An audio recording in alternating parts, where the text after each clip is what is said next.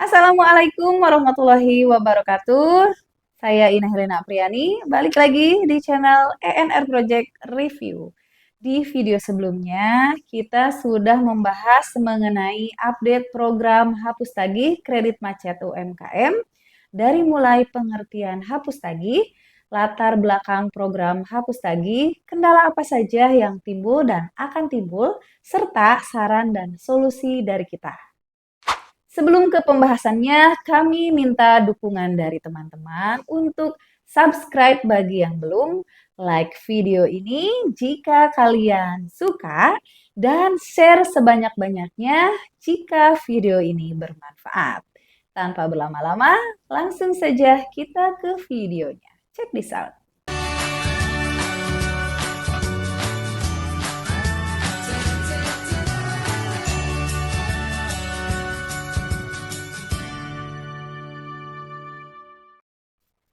Seperti yang sudah kita jelaskan, hapus tagih adalah tindakan untuk menghapus kewajiban debitur, bukan hanya administrasi, terhadap kredit yang tidak dapat diselesaikan, yang mana akan benar-benar dihapus dari neraca bank, bahkan pada SLIK atau BI Checking OJK.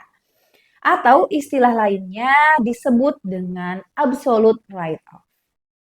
Berikut ini adalah kemungkinan syarat debitur yang berhak dimasukkan ke dalam program hapus tagih kredit macet UMKM. Menurut Menteri Koperasi dan UKM, Pak Teten Masduki, dalam keterangannya dilansir dari kompas.com, pernah menjelaskan hal sebagai berikut. Rencananya, penghapusan kredit macet akan dilakukan sampai dengan batas 5 miliar rupiah. Namun, pada tahap pertama, kredit macet yang akan dihapus maksimal sebesar 500 juta rupiah, khusus bagi debitur kredit usaha rakyat atau KUR. Meski begitu, tidak semua kredit UMKM yang macet akan dihapus. Akan ada penilaian mendalam macetnya itu seperti apa dan karena apa. Tentunya hal ini tidak berlaku bila mengandung unsur pidana atau moral hazard, ujar Teten dalam keterangannya. Sepengetahuan saya, batas kredit segmen mikro adalah KUR sampai dengan 100 juta. Analoginya, untuk KUR di atas 100 juta sampai dengan 500 juta masuk ke segmen KUR retail, maka tidak akan sejalan dengan nama programnya, yaitu hapus tagih kredit macet UMKM. Apabila kredit retail di atas 100 juta bahkan sampai dengan 5 miliar yang macet akan dihapus. Berikut adalah bocoran persyaratan yang harus dipenuhi bagi nasabah yang ingin ikut program hapus tagih kredit macet UMKM. Pertama, piutang macet UMKM pada bank atau lembaga keuangan non-bank BUMN. Dua, bank atau lembaga keuangan non-bank BUMN telah melakukan upaya restrukturisasi dan atau penagihan secara maksimal. Yang ketiga, tidak mengandung unsur pidana. Yang keempat, kriteria hapus tagih piutang macet UMKM adalah KUR dan tahap 2 adalah non-KUR dengan ketentuan debitur sebagai berikut. Nomor 1, yaitu debitur dengan kriteria UMKM berdasarkan PP nomor 7 tahun 2021. 2. Debitur KUR dengan akad kredit terhitung sejak tahun 2015. 3. Nilai maksimum kredit sebesar 500 juta untuk KUR. Yang keempat, nilai maksimum kredit sebesar 5 miliar untuk non-KUR. Yang kelima, piutang telah macet Q5 dan sudah dilakukan hapus buku. Yang keenam, debitur masih bermaksud menjalankan usaha dan mengembangkan usahanya. Selain persyaratan di atas, prediksi kami, persyaratan pinjaman lain pun akan tetap diterapkan, seperti tidak mempunyai kredit di bank atau lembaga lain, dan tidak pernah menerima program keringanan atau program subsidi lain dari pemerintah selain KUR. Hal ini baru prediksi kami ya. Semoga aturan ini segera diresmikan, sehingga kita tahu teknisnya seperti apa.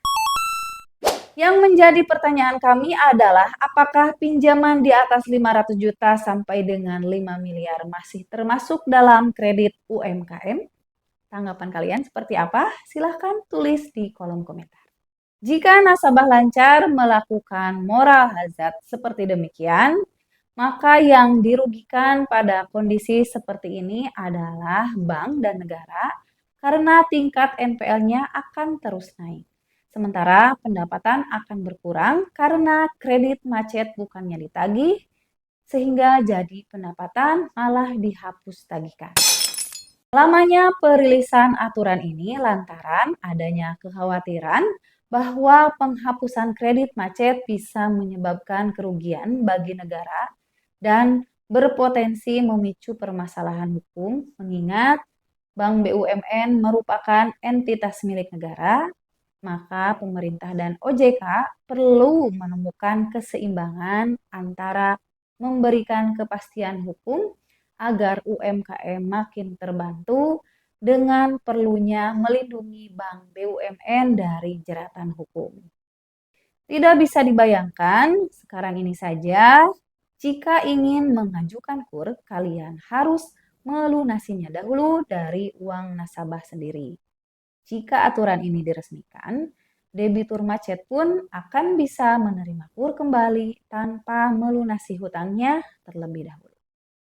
Wajar saja jika para direktur Bank BUMN ini menjadi khawatir dan ketakutan jika Himbara akan bubar apabila peraturan ini jadi diresmikan.